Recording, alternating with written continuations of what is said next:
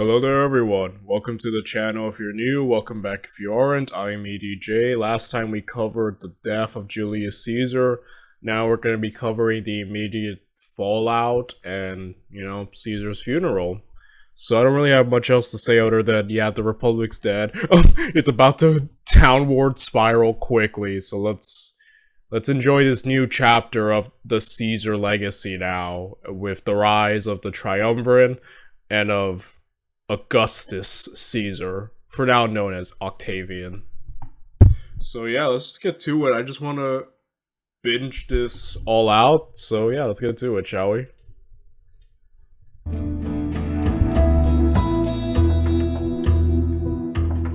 When a cabal of Roman senators assassinated Julius Caesar on March 15th, 44 BCE, they were making a bet. They were betting that Caesar's extraordinary tyrannical powers would die with him. They were betting that the Roman Republic was more resilient than any one man. Only time would tell if they were right. No spoilers. No.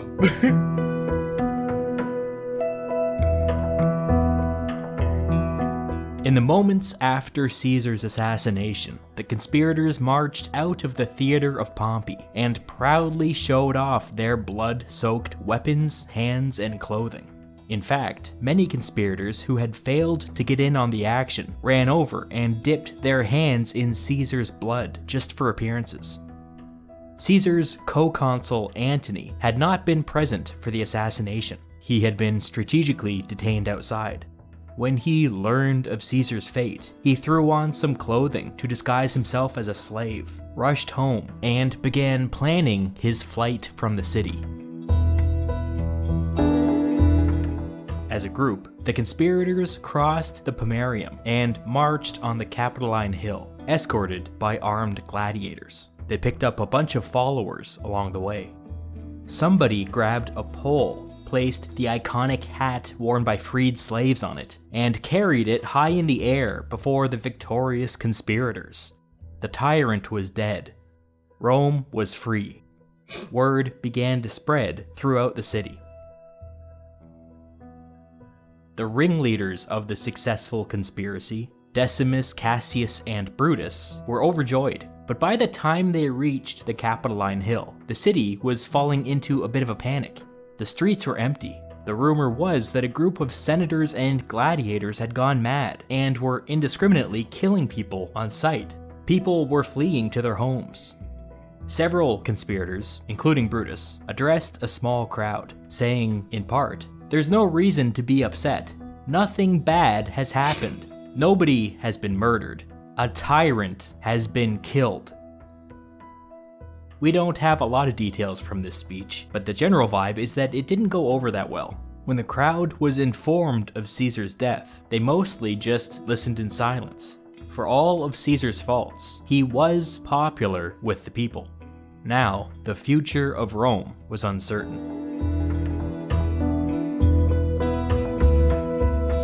Speaking of an uncertain future, the conspirators didn't really know what to do next. All of their planning had basically ended at Caesar's death. There had always been vague notions of a political movement to restore and revitalize the Republic, but nobody really knew what that meant. They needed a leader. The conspiracy had begun with a meeting between Decimus, Cassius, and Brutus, and so there was a general feeling among the conspirators that one of them should take the reins. Decimus was immediately deemed too controversial. To the extent that there was public anger out there, it was mostly directed at Decimus. People were already becoming aware of the extent of his betrayal.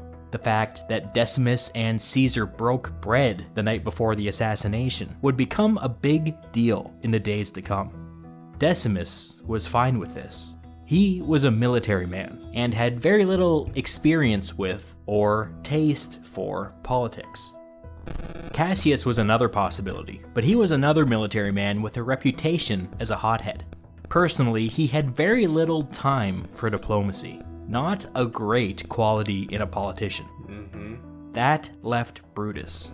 He didn't have a lot of political experience, but he was a deep thinker and a good public speaker.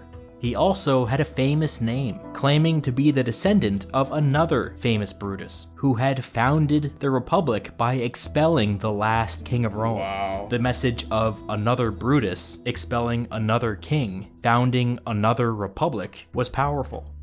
That settled it. Going forward, Brutus would be the public face of this new political movement. The conspirators couldn't be sure how the world would react to Caesar's murder. For the time being, they decided to use their armed gladiators to barricade themselves on the Capitoline Hill. It's worth noting that there's been a lot of second guessing as to whether or not this was a smart move, since occupying the Capitol seems less like a political movement thing, and more like an insurrectionist thing. Nevertheless, that's what they did. On the Capitoline Hill, they waited. No word from Antony, who was now Rome's highest-ranking politician. No word from Lepidus, Caesar's old right-hand man, who was on Tiber Island in command of a full legion. Late in the day, Brutus and the conspirators decided to make the first move. They sent a bunch of former consuls to Antony's home to negotiate. Lepidus was invited too. The conspirators told Antony and Lepidus that they had no intention of seizing power. They merely wanted to restore Republican ideals. They invited Antony and Lepidus to participate in that restoration. Antony and Lepidus made no promises at this time, but they all agreed to hammer this out at a formal Senate meeting the day after tomorrow. Antony canceled his plans to flee the city. The conspirators considered this a success. A political settlement seemed on the horizon.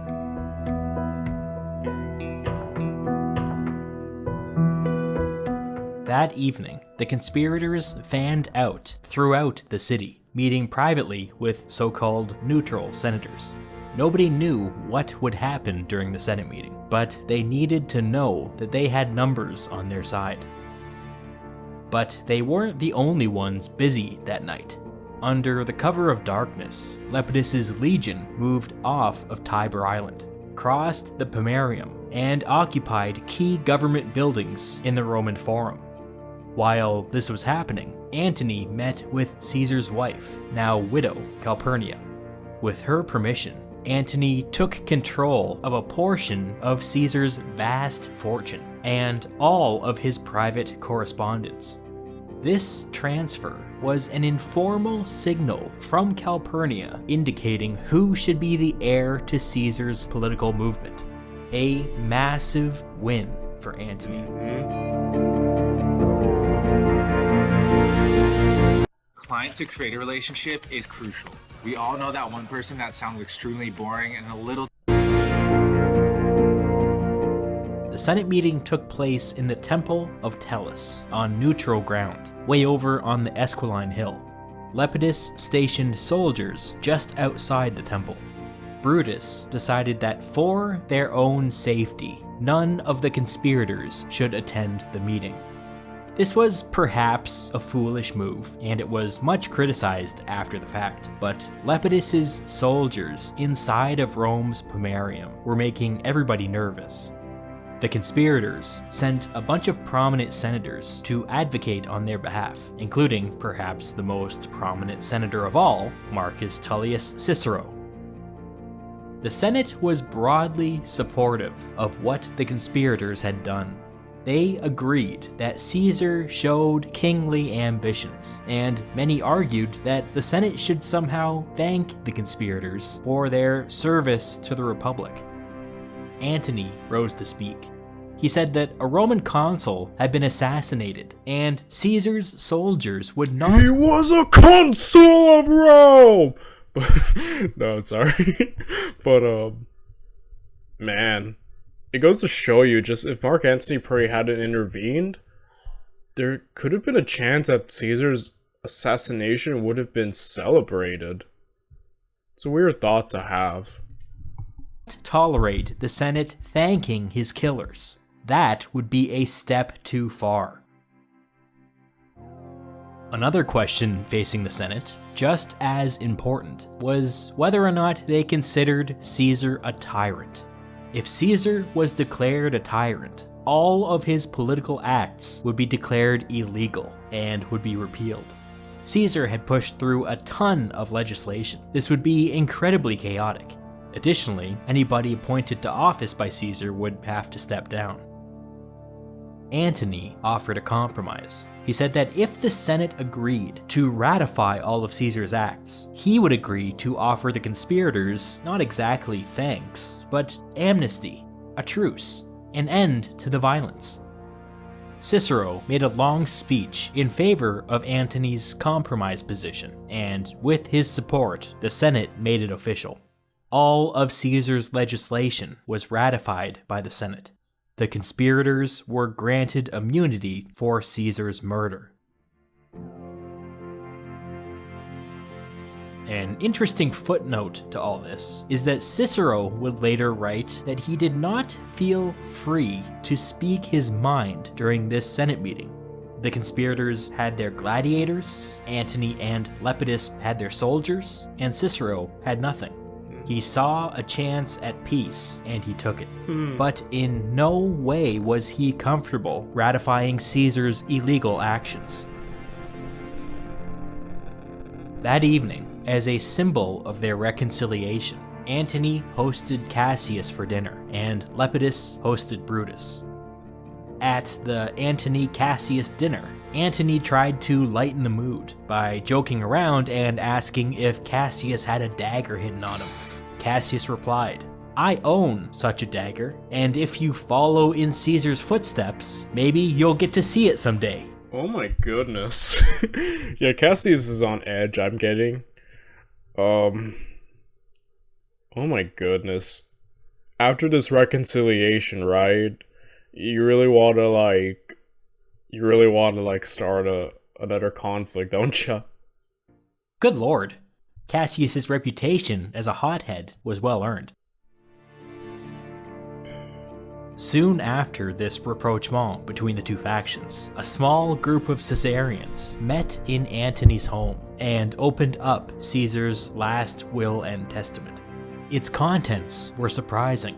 Caesar's will stipulated that every adult male citizen receive from his personal estate the equivalent to like 3 months' wages for a Roman soldier.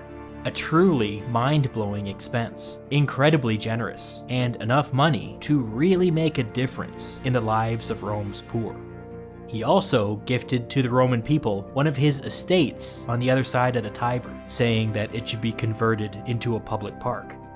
After these expenses were met, the rest of his vast fortune would be broken up like this. Octavius, Caesar's sister's grandson, would receive 75% of whatever was left. The remaining 25% would be split between 2 of Octavius's cousins. In the will, these 3 beneficiaries were referred to as Caesar's primary heirs. He also named a number of secondary heirs, who were basically named just in case everybody else was dead. These secondary heirs would also be responsible for bringing up any of Caesar's non-existent children. Dang, I guess Caesar really was ambitious. Antony was named as a secondary heir, but so was Decimus, one of the chief architects of Caesar's assassination. Wow. This really goes to show the full extent of Decimus's betrayal. But that was all preamble. That sucks. That sucks for Decimus, man. To the shocking reveal contained within the will. Caesar would posthumously adopt his 18-year-old great-nephew as his son and heir. In doing this, he gave Octavius the most precious thing he possessed. His name. Yes, the name of Caesar, man. That, just the power. Gave him his name, Caesar.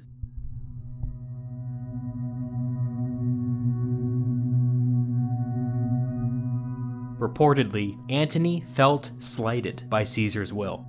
He considered himself the heir to Caesar's political movement, but apparently Caesar didn't feel the same way. Octavius wasn't even in Rome. He was off in Illyricum, preparing for a military campaign that would never come.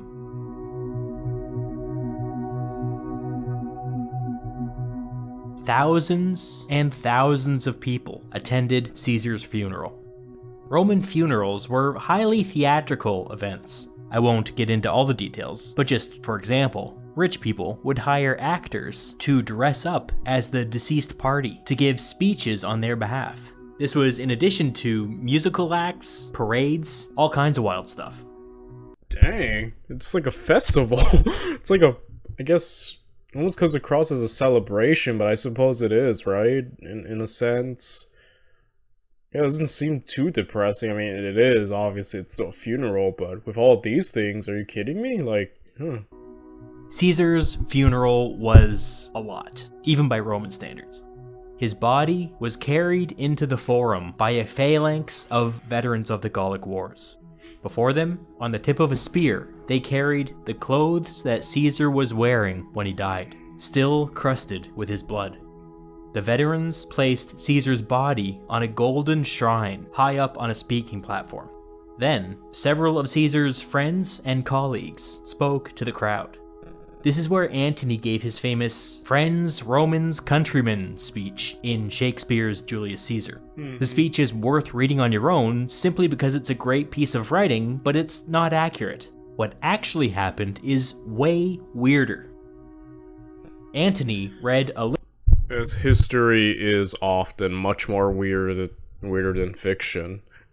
I was trying to find the actual transcript of what Antony said, and I couldn't find it, unfortunately.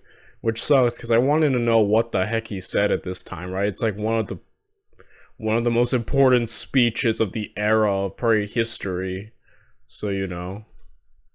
List of Caesar's achievements to the crowd, and after every item, he gestured to Caesar's dead body, as if to say, "And this is what happened to him." He made a particular point of reminding the crowd that the Senate had taken an oath to protect Caesar's life with their own. At this, he raised his arms to the heavens and turned toward the temple of Jupiter Optimus Maximus in the distance, shouting, "O Jupiter, for my own part, I am prepared to defend Caesar according to my oath. But since it is the view of my equals that what we have decided will be for the best, I pray that it is for the best." Antony was saying that the only thing preventing him from avenging Caesar's death was the compromise that he had hammered out with the conspirators. Several senators raised a note of protest, but Antony continued, telling the crowd that it was all water under the bridge. What mattered now was the future. He warned of another civil war. He then raised his arms to the sky once more and began to weep, crying out that he would gladly give his own life for Caesar's. He went over and grabbed the spear carrying Caesar's bloody clothes and waved it before the frothing crowd for all to see. The actor pretending to be Caesar then raised his voice, quoting what at the time was a famous play. "To think that I saved these men just so they could destroy me." Holy crap. On cue, a giant wax figure was hoisted into the air. Oh my goodness, they are laying it on thick, aren't they? Yeah, this is weirder. I like the Shakespeare version because it's like so cool and dignified. Here it's like, duh, everything's all over the place. This figure showed all 23 of Caesar's wounds in graphic detail, including the humiliating ones to the face and to the groin. The crowd was already worked up into a fervor, but now the dam finally broke. They surged forward and took control of Caesar's body. The mob now had a mind of its own. There was a funeral pyre prepared on the Campus Martius, but that was no longer good enough for them. Instead, they took Caesar's body up to the temple of Jupiter Optimus Maximus. Lepidus's soldiers were stationed nearby, and they were able to repel the mob and save the temple. The mob then returned to the Forum, stormed some nearby law courts, and began breaking down wooden benches. They would make their own pyre.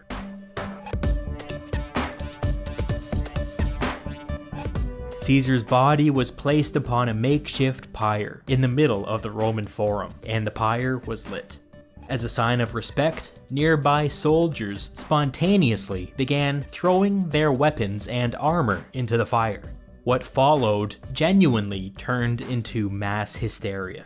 People began throwing their jewelry into the fire. People began ripping their own clothes off their bodies and throwing it in the fire. Nearby buildings were stormed and looted so that even more valuables could be thrown into the fire. The mob was completely out of control now.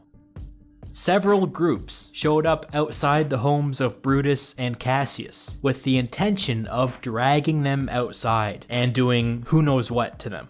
Wisely, the conspirators had gone into hiding at the first sign of trouble. As a plan B, the mob tried to burn down their estates, but armed guards were able to repel them. The madness spread throughout the city and persisted all through the night. Unnecessary action here. Hello, world. Insane, man. Like, dang. Mark Antony knew what he was doing. But, wow. Just chaos. I think this is awfully telling of just what the heck Rome is gonna be like for the next several years, right? By the next morning, several important buildings in the Roman Forum had been consumed by Caesar's funeral pyre. Caesar's assassins had lost the support of the people. Caesar's funeral marked a dramatic shift in Roman politics. I mean, you don't get any more dramatic than Caesar being murdered during a Senate meeting, but what I'm saying is that things were never the same after his funeral. As we've seen, the events of recent days had featured people brashly bringing weapons across the Pomerium. Lepidus had done it with his soldiers. Decimus had done it with his gladiators. This was supposed to be a death penalty offense, but in the chaos following Caesar's death, nobody had bothered to enforce this rule. From his position as consul, Antony made an announcement. From now on, soldiers would be permitted to cross the Pomerium under arms, but nobody else. Lepidus's legion could come and go as it pleased, but Decimus's gladiators could not. The conspirators saw this as a power grab, which it was, but they didn't have the votes in the Senate to do anything about it. Antony followed this up with a written letter to the three main conspirators, Decimus, Cassius, and Brutus, informing them that, as consul, he could no longer guarantee their safety. Wow. Regrettably, too many soldiers wanted vengeance for Caesar. It doesn't take a genius to see the threat hidden in that message. Yep. The conspirators were outraged, but what could they do? What Antony said about the soldiers was true. Besides, were they gonna insist on being able to bring their armed thugs across the Pomerium? How would that go over with the public? Decimus had had enough. Next year, he was scheduled to take over as the governor of Cisalpine Gaul, which, according to Caesar's example, was Rome's most strategically significant province. It wouldn't hurt to head up there early to start making preparations. Cassius and Brutus spent some more time weighing their options, but they couldn't come up with anything. They eventually decided to retire to the Italian countryside and wait for the situation in Rome to cool down. On his way up north, Decimus wrote to Trebonius, another conspirator who was on his way to his province in Asia Minor. Something to the effect of, "Get ready. If Antony makes a move, we might need you to raise an army." Cicero was distraught over the abrupt retreat of the conspirators. He wrote to his friend, "Can it be true? Is this all that our noble Brutus has accomplished? That he should have to live at Lanuvium, and Trebonius should have to slink to his province by side roads? That all the acts, memoranda, words, promises, and projects of Caesar should have more validity than if he were still alive?" Another politician put it even more succinctly. writing to Cicero of the rising tensions and the possibility of yet another civil war. If a man of Caesar's genius was unable to find a way out, what hope do we have now?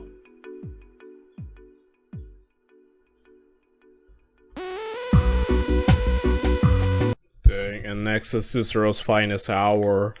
I think this video set up perfectly the mood of exactly what happened after Caesar's death. You know, like, it almost seems like they were gonna have a compromise, but Mark Antony stepping up there really just kind of brought the complete turn. Anyone who had any doubts against Caesar, it's gone now. The public's 100%, you know, back to loving Caesar, and just insane, man. Just so much chaos. And it's ironic that they murdered Caesar because they thought they were liberating the Republic or saving it, but really all they did was hasten its end. You know, they got rid of Caesar, who they thought was a tyrant, but then you see what happens under the Second Triumvirate and the emperorship of, you know, when Augustus finally becomes emperor, and all their fears came true through a much more brutal man and a lot less merciful in Octavian than Caesar. So just they kind of brought it on themselves, man. That's insane to me that they really doomed the Republic completely. I mean, I think it was already kind of doomed, but they definitely hastened the death blow, right? So yeah, I will say what's interesting is hearing a lot about Cicero. I know Historia Civilis apparently really likes Cicero, so he's obviously has had more attention here than the Kings and Generals tellings. So I'm actually kind of interested to see more about Cicero, and we're going to find out about his finest hour next video.